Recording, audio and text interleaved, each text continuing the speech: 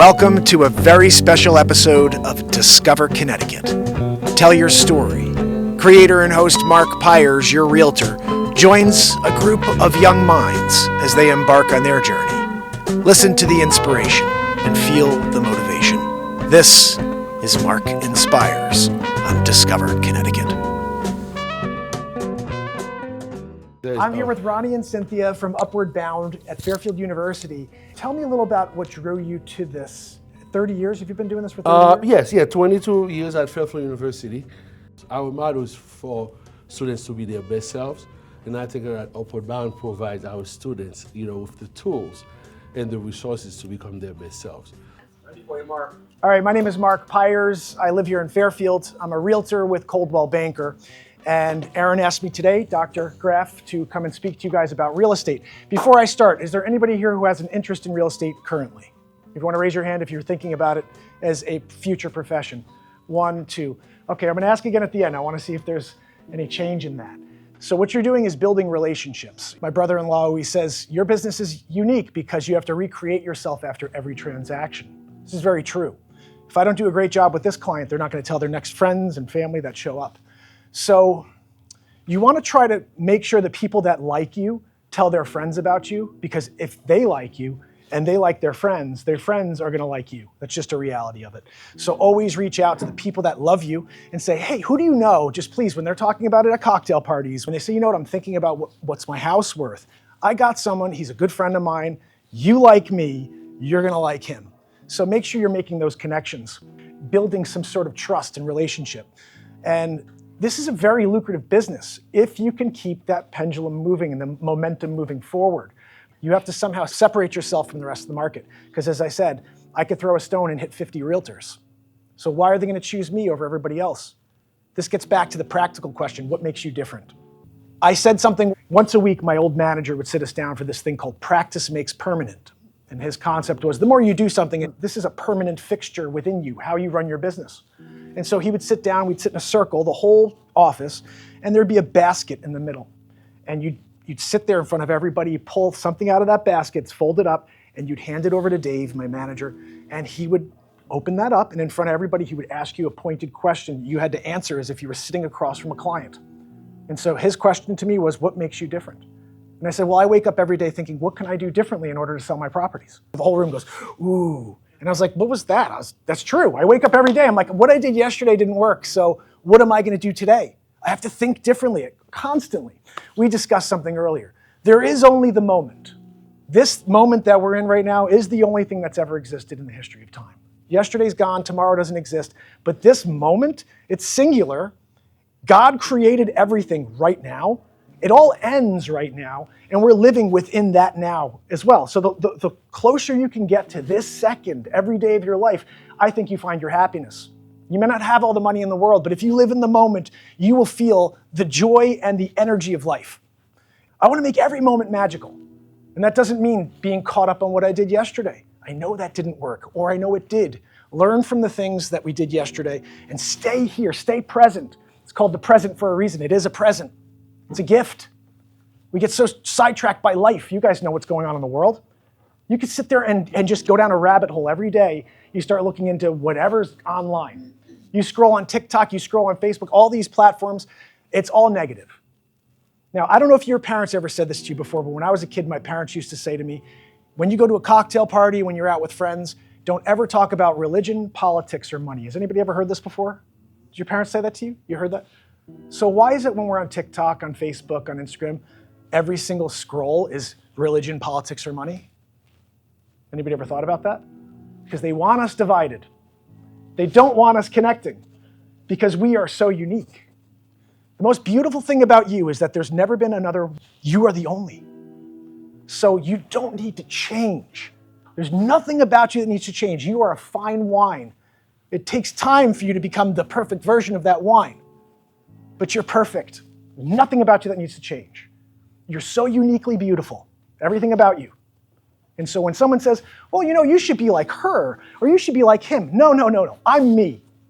And that's what you tell them. You're you, and you're still trying to figure out what that means. All right, we're on a journey to find our unique genius. I call it unique genius because I believe each of us has something unique we do better than everybody else on earth. You may not find it for a while. And when you do, it may not make you money, but you're at least living your truth. You are authentic. Okay, so find that path. You're gonna deviate.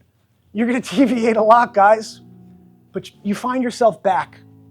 And there's all these other distractions on the way. It's just about wanting it and never giving up. To me, there's one reality. Failure's not trying. My failures are where I'll find my success. So out here as a real estate agent every single day, this is how I run my business. I think about everything practically and how we're meant to thrive together. So my clients thrive. When my clients put the houses on the market, I get more money because I'm passionate about their homes. If you want to do this for a profession, if you have an interest in making a living as a realtor, everybody's got their license, so you have to find a way to express your unique genius to everybody. You have to show them why you're the best realtor. Why would you want to work with anyone else? And this is why every day my goal is to show up. Living in the moment allows you to fully express yourself, okay? And once you do that, you start to get confident. Life is about confidence. I hope you guys realize this. The most important thing, it's not cockiness, it's confidently knowing what you can do, what your abilities are, what your limitations are. That also comes from confidence. So it's a journey, it's an experience, it's not easy. I'm standing up here, I'm passionate about my business, but I've been doing this for 17 years. I've had great years, I've had terrible years. It's a roller coaster ride. Just want you to understand up front, if you're thinking about real estate, you're not up here always. You're up here and then you're riding it down for 3 months. You're waiting for the next transaction to come through. And it's just, that's the reality. It's the doors open, not on the days you make money, but on the days you don't. Because I'll tell you, the days you make money, you take your foot off the gas. Oh, I'm gonna go and grab lunch today. I'm gonna celebrate, got dinner tonight. You gotta keep that foot down. The winds bring you up, but you gotta remember, tomorrow's gonna be tough again. And so make a call when you're feeling great. Don't sit there on the sideline and be like, okay, I had a great day, I'm gonna relax, I'm gonna go and just go to the casino today. Make a phone call when you're living on top of the world. You'd be surprised how people respond to you when they could feel your confidence through the phone line. Here's a little side note and just a tip to life. Whenever you call anybody, and I hate talking on the phone, I don't know about you guys, but I just hate like, hey, what's up? Like, I'm not that guy, okay? Don't call me and be like, what's up? I'm not into it. But when you get someone on the phone who's smiling when they're speaking to you, you can feel it. So just make it a conscious effort. Whenever you call anybody, whether it's your friend, the doctor, the deli guy you're gonna put your sandwich order into, which is who you should always be smiling when you're talking to, by the way. But you wanna make sure that you're smiling when you talk to people. And it can't be fake. You gotta really, you're excited to talk to someone. You don't know what's gonna happen. If you're living in the moment, you are literally out there without a net. You're on that high wire. I'm calling anybody. I'll cold call anybody. If they hang up on me, yeah, it hurts for a second, but I'm picking up the phone again because someone's gonna answer my phone call. We're gonna have a conversation. I may not get a piece of business out of it, but it's something that's gonna push me towards something else I'll do. And if you are present, it's gonna keep driving you towards new opportunities or maybe just new things to fail at. Remember, a failure is you moving towards your success. Anybody have any questions? I see you're pondering. Anybody else got any questions about it? About being a realtor, about anything, about what your life path is? I am a motivational speaker as well, as you probably can tell. So I'm happy to talk to you about any topics while I'm here. I believe when you guys get through high school, college, you're into your next part of life, and you should consider by 18 getting your license as a realtor. If I could go back in time, just a little side note, I'm gonna get to your question, absolutely. If I could go back in time, I would've got my license at 18 and not at 28. Your friends from college, their kids are all in college now, they're gonna be selling their homes. Hey, Miss Kelly, Johnny said you're thinking about selling your house. Before you list with all those people you know in town, would you give me a shot at it? Will you let me list it? I'm very passionate about this. I wore a suit for the first couple of years. For the first 8 years I was in the business every day, full suit. Like I dressed, this is a half suit, I guess. I don't have the jacket anymore, but I used to full suit it every day because I was the youngest guy in town. Everybody else had been in the business for 30, 40 years. They'd all done they put people in their houses and then again, and then again. And I'm there in town. I went to school with all their kids. They're all like, oh yeah, you went to school with my son. And I'm like, yep, and I'm here to take all of your business. I mean, like that's the reality of it. Like what I did when I came in there as the young guy, The first thing was suit. I got to show them I'm more professional than the rest of the agents, even though I'm the young guy. So what did I do different? I showed up in a suit. In 2013, I bought a drone for the first time. I was the first realtor in Fairfield County in Connecticut to buy a drone, first realtor. I was all over the news in 2013. If you go back and type my name and type in quadcopter, because that's what they used to call drones, you'll see Mark Pires, the first realtor in Connecticut, Fairfield County. I remember my wife said, you know, you just told everybody to buy a drone. And I said, yeah, but that doesn't mean they have an eye. Now, if you're an artist, you know what that means. Most people don't have an artistic eye. And as an artist, that was like, my favorite thing is I try to explain this to people. Value is in doing the work and separating yourself from everybody else. Yes, I gave everybody the idea of buying a drone. And since then, I've seen a lot of very terrible drone photos. You know, people shooting the roof, you know, but when I pull up to a house with my drone, I already know what I'm gonna shoot. Before I even take that thing in the air, I already visualized the 7 or 8 shots I know are gonna be amazing there. Because I'm an artist. I walk up there and I can see it on a frame in my mind. And so when I fly my drone up into that spot that I already saw in my mind, I'm just snap, let me scroll over. I'm in and out of there 2-3 minutes. Some of these people buy a drone and they can't even get a good shot. They don't even know how to take the shot correctly. So yes, you give people ideas all the time. You know how many people I gave an idea to start a show to? I started a show on December 31st, 2018. I've been live every day since. I'm the only soul on earth. You know I'm the longest running daily streamer on earth? You guys never see me, right? They've kept me from you for a very good reason. The inspiration you felt today has been here every day for 6 years. But there's a reason they don't want you to find Mark Pires, because I'm going to keep showing every day until my heart stops beating. They don't want that. They don't want us connecting. I'll leave you with a quote here before I ask you again who wants to be a realtor. You have to want everything you go for in life. And you have to want it so much that when someone says, how badly do you want it? You say, I'm going to keep going, because the only difference between me and my physical heart is that I won't stop. And that's the reality of life. Believe it, and you'll become it. Dr. Graff and I were talking about this earlier. There are things we can't change in this world. So why do they have us focusing on that exclusively? You know? It's the little conversations and the head nod that you and I would have in the hallway. That's what matters in life. Do you know that I've never met a person who thinks differently than me ideologically that I don't perfectly get along with in life? I've never, ever not gotten along with someone because they believe different things than me. Everybody I've ever come in contact with in life, I get along with. I don't care what you believe. I want to connect on what's important. You know, we're supposed to think things that are different. Don't you remember what I said at the beginning, how unique you are? You can't be the most unique that anyone's ever been in the history of time and then also think like everyone else. That's why they dial in on that division, because they know how unique you are. This is a little side note just for you to understand, because this is very interesting. Those 3 or 4 topics we're talking about, 3, 4 topics, the ones they force on us daily, how many topics would you say we actually get along on? It's more than 3 or 4, right? I'd say probably thousands. There's probably 100,000 things they could talk about. And we go, yeah, that's cool. But they focus on the things they know that we don't get along on. So don't fall into that trap. Don't sit there on your phone scrolling, because all you're gonna get is negativity. I call the TV the negatube, and the internet's not that far behind. Try to gravitate towards the things that lift you up, and don't get dragged into the things that bring you and everybody else around down. Anybody else have any questions? Anything else you want to say? My man.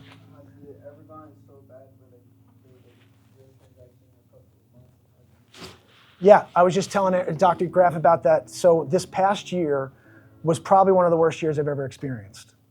From the beginning of the year until the day of the election. There was so much uncertainty in the world and no inventory on the market. The rates are so high, so no one's leaving their 2.5% to 3% mortgage rates to go to a 6 or 7. So now I'm dealing with a whole new marketplace. What kind of marketplace is that? It's a market where you only get first-time home buyers and people are like, I'm leaving, I'm going to Florida. And then all of a sudden, I think just the people knowing we're finally moving forward, there's no more of this craziness you're seeing on TV. People got back to what was important, which is housing and where they're going to put themselves for the next year or 5 years. And so the last 2 months of the year, I did all of the business that I would have done the whole year anyway. And I ended out the same as I would have, most likely, if I had a very consistent year. But to your point, it was terrifying. And did I get discouraged? Absolutely. Absolutely. You're going to have those moments. You guys ever heard of Dr. Wayne Dyer?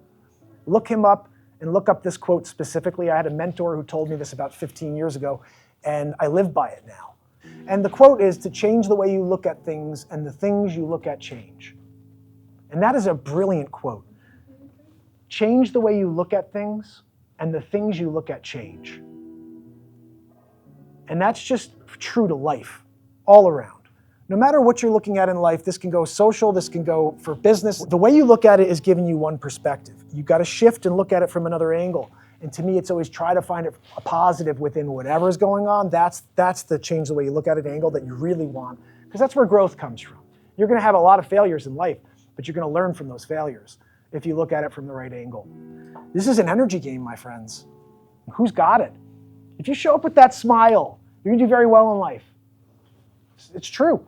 Nobody realizes a smile has an energetic value that costs zero to the currency holder. That's one of my quotes.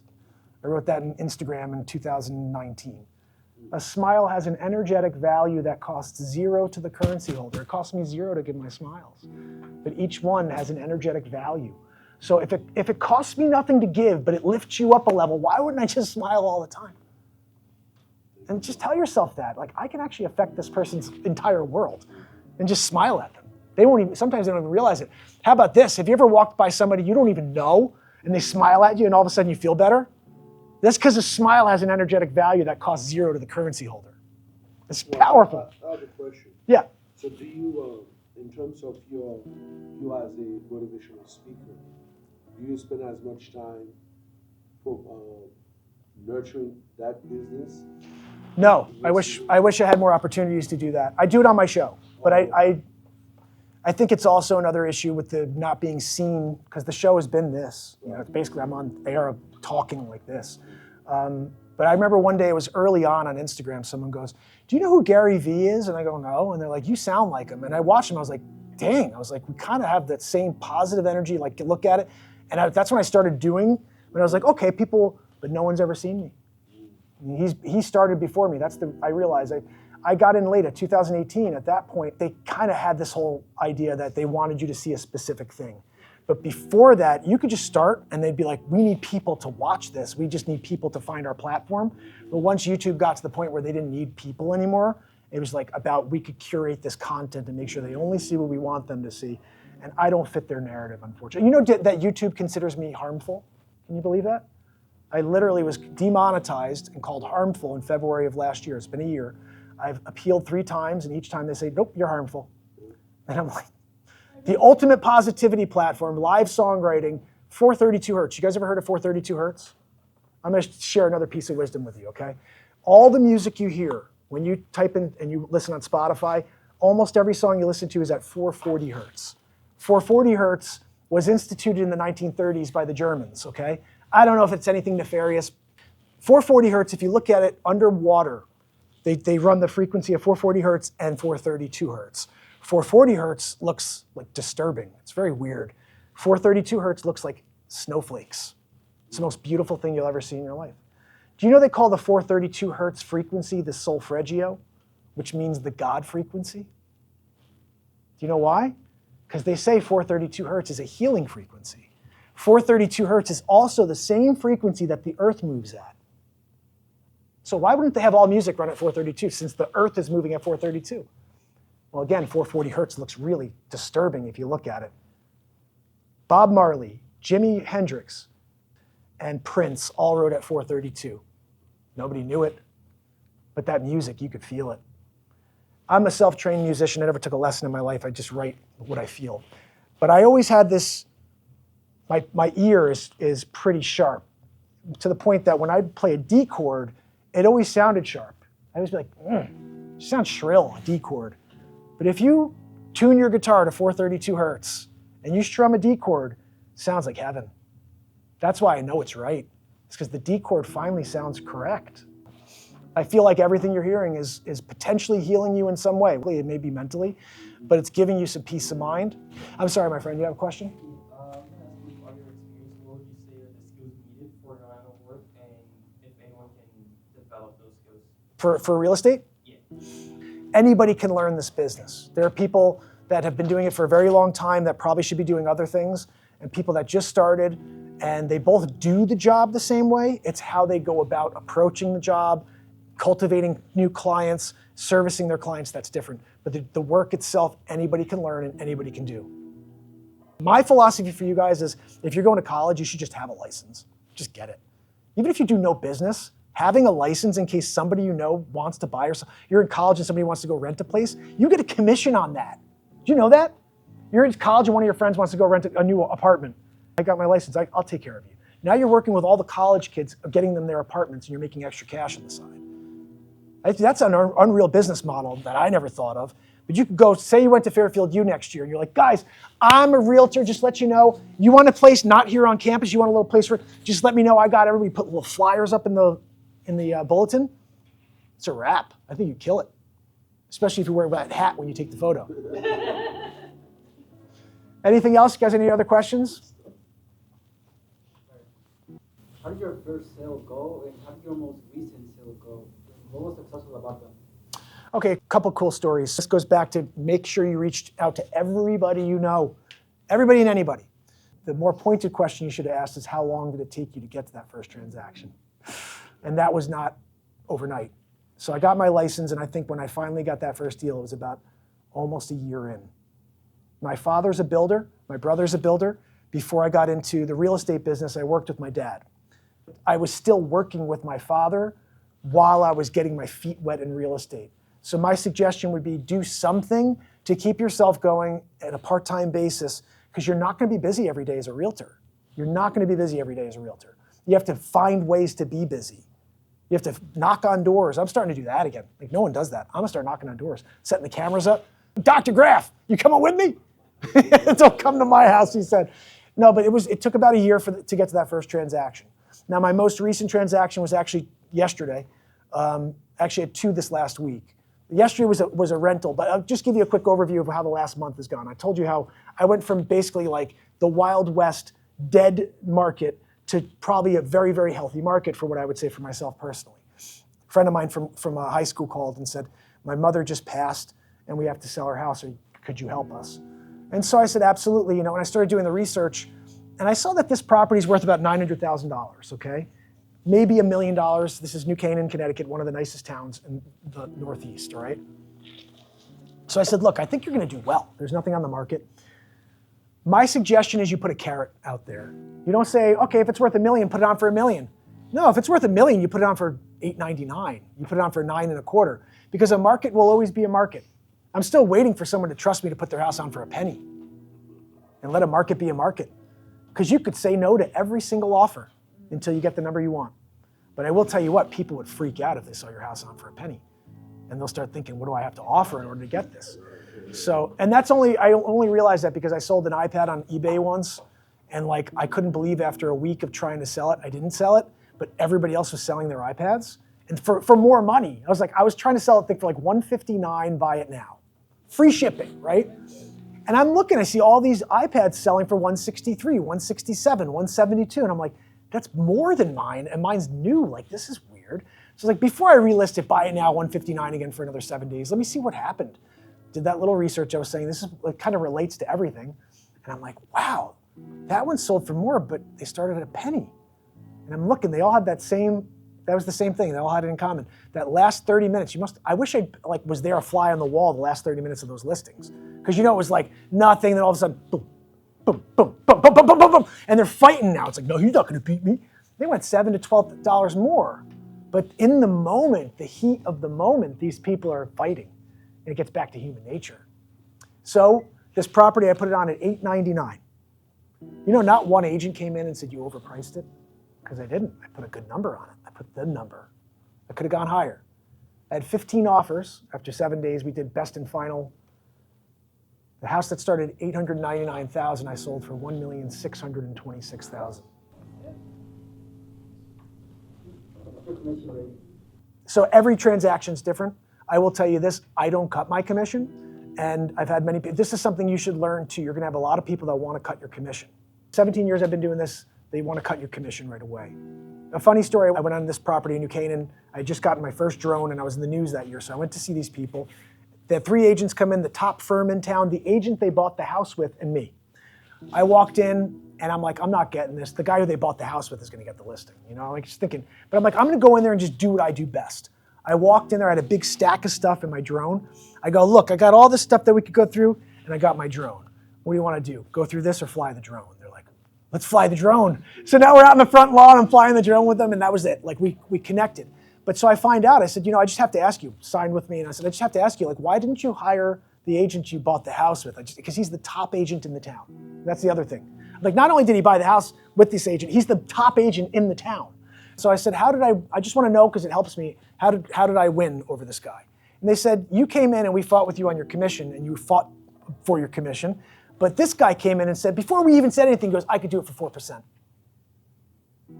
And I said, doesn't that concern you? They said, yeah. Well, we were very concerned because before we even bring it up, he's willing to cut his own commission. I said, yeah, if he's willing to cut his commission, what is he going to do to the value of your house when offers come in?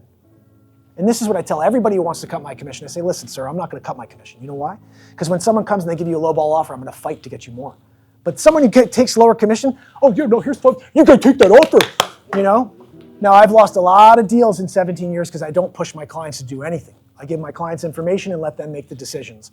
And that's the best agent you could be. Don't force people in any direction. Give them good advice and let them make decisions. Anyway, I appreciate you guys giving me the time today. Thank you. And please, if you have any other questions, you can reach out to me. Thank you for being a captive audience, and I hope to see you sometime soon. Take care. Thank you, Mark.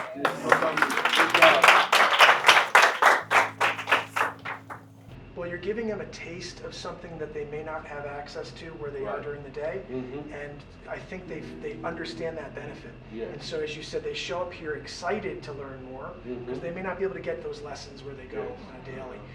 But I think what I could say is trying to reach new people, connect new people to their success, being the best version of yourself. Yes. These are all things that we support here at Discover Like Connect this as well. for you, Grady. Yes, exactly. It's all the work you do in life. And don't sit at home and say, I could have done it. Go do it. Failure doesn't exist. You sitting at home is failure.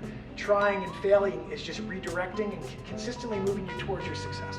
So I want to thank you again, Ronnie, Thank you Cynthia. so much, Mark. Thank you guys for watching us here. I hope you enjoyed this episode of Discover Connecticut, and I will see you on the next one.